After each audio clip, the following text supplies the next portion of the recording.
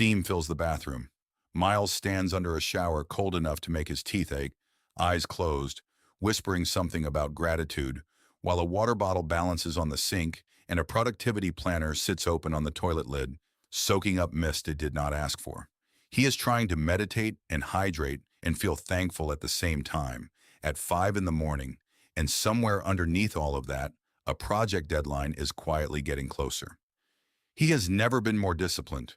He has also never been further behind. 29 days ago, none of this existed. Miles had a laptop full of unfinished tabs, a phone that buzzed before his eyes even opened, and a habit of watching videos about better habits instead of doing anything about his actual ones. He told himself more than once that his life wasn't bad, it just needed a system. One good routine, followed properly, and everything else would fall into place. So he did what any reasonable person addicted to self-improvement content would do. He picked the 10 most recommended habits he could find and decided to do all of them, starting Monday, for 30 days straight. Wake up at 5, cold shower, 20 minutes of meditation, a gratitude journal, daily exercise, 30 pages of reading, an hourly schedule, no phone for the first hour, enough water to float a small boat, and somewhere in there, the vague idea of doing his most important task first. He bought a new notebook for it, not because he needed one, but because a new notebook felt like proof he was serious. Day 1, everything worked. He woke up before his alarm, out of nervous excitement. The shower was brutal, but he survived it and felt oddly proud of himself for something that offered no real reward except not being warm. He meditated, journaled 3 things he was grateful for, read his 30 pages, drank an amount of water that would concern a doctor, and left his phone in a drawer like it was something dangerous. By 9 in the morning, Miles felt unstoppable. He had done more before breakfast than most people do all day.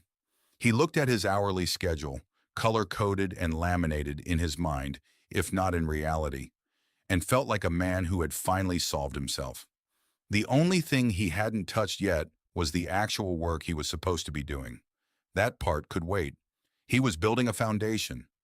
Day 3, the foundation started to crack. The 5 o'clock alarm still went off, but the version of Miles who answered it was tired in a way that pride couldn't fix. The cold shower stopped feeling like discipline and started feeling like an argument he had with himself every morning. One he sometimes lost by turning the water warm halfway through and pretending it still counted. Meditation, which was supposed to calm his mind, became another box to check. So he rushed through it thinking about his to-do list, which is possibly the least meditative thing a person can do while meditating. The gratitude journal ran out of new things to be grateful for by day 4. He was grateful for coffee. He was grateful for his bed. He was secretly starting to feel grateful for silence, which the journal did not have a box for. His hourly schedule, so satisfying to build, turned out to be exactly as flexible as a brick. One unexpected phone call from his landlord, and the entire day fell out of order. And once it was out of order, Miles didn't know how to fix it. So he didn't. He just watched the day drift, telling himself he'd get back on track tomorrow. The water intake, meanwhile, was creating problems nobody warns you about in the videos. Let's just say his hourly schedule now included several unplanned stops that had nothing to do with productivity. He was avoiding his phone in the morning, which genuinely helped, until he replaced it with something else. Reorganizing his desk, rewriting his schedule, researching better journaling techniques. He wasn't on his phone. He was still avoiding the work. He just found a more respectable way to do it. By day 7, Miles had completed his journal entry, finished his pages, drunk his water, done his workout, followed his color-coded plan almost to the letter. The project that actually mattered to him, the one with a real deadline attached to it, had not moved forward one single inch. He sat there staring at an empty document, surrounded by evidence of how productive he'd been all morning, and felt something uncomfortable settle in his chest. He had done everything except the one thing that counted. He wrote it off as a rough week. Rough weeks happen. He'd adjust. Then came day 12. Miles slept through his alarm. Not by a few minutes, by 2 hours. He woke up in a version of panic reserved for people whose entire identity is currently built on a 5 o'clock wake-up. The shower was warm because there wasn't time to be brave. The meditation didn't happen. The journal stayed closed. And somewhere in his mind, A single unhelpful thought took over completely. The day was already ruined. Not delayed, not different. Ruined. So he skipped the workout too. And the reading. And since the phone had already technically been touched during the alarm chaos, he figured the damage was done and spent the next hour scrolling through exactly the kind of content that had gotten him into this experiment in the first place. One missed morning turned into 3 lost days. Miles didn't open the notebook. He didn't drink his water. He barely looked at his schedule, mostly because looking at it made him feel like a failure who had promised himself something and broken it within 2 weeks. He felt ashamed in that specific and familiar way where you start to believe the failure says something about who you are, rather than something about the system you built. But the system was the problem. Miles had built something that only worked when every single piece cooperated. One missed habit, and the whole structure came down like it was never sturdy to begin with, because it wasn't. On day 15, halfway through the 30 days, Miles didn't quit. He also didn't go back to doing everything. Instead, for the first time since this started, he actually paid attention. He stopped asking whether he was following the plan and started asking a more useful question. Which of these habits was actually changing anything?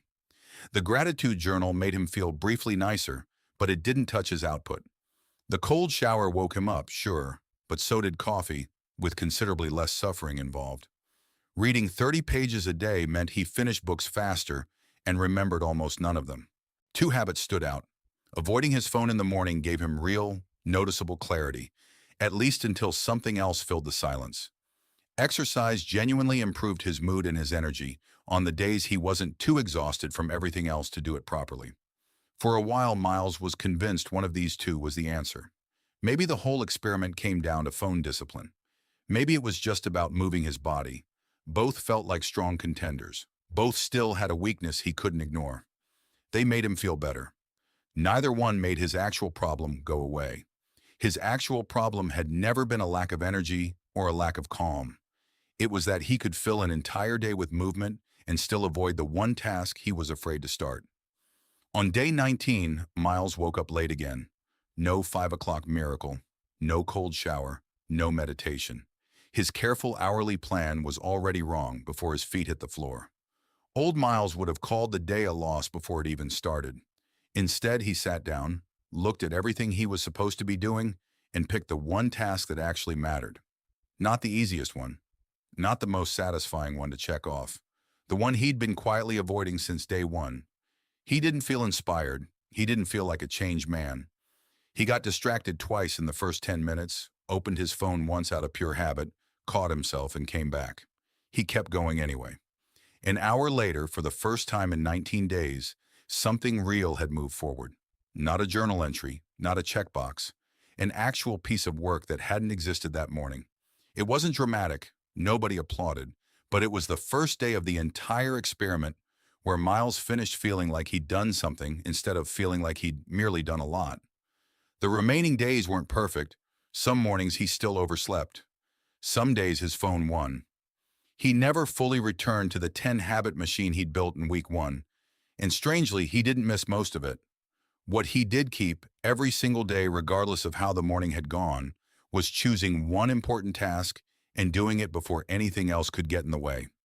Not because it felt impressive, because it worked even on the days everything else fell apart. On day 30, Miles looked back at a month that hadn't gone the way he expected. He hadn't become a 5 o'clock riser. He still occasionally lost an evening to his phone. His gratitude journal sat unfinished on a shelf, 3 entries short of a habit he'd meant to keep. But the project that had sat untouched at the start of this experiment was done. Not because he'd found the perfect routine, because he'd stopped needing one. 9 habits had asked Miles to become a different person before his day could count.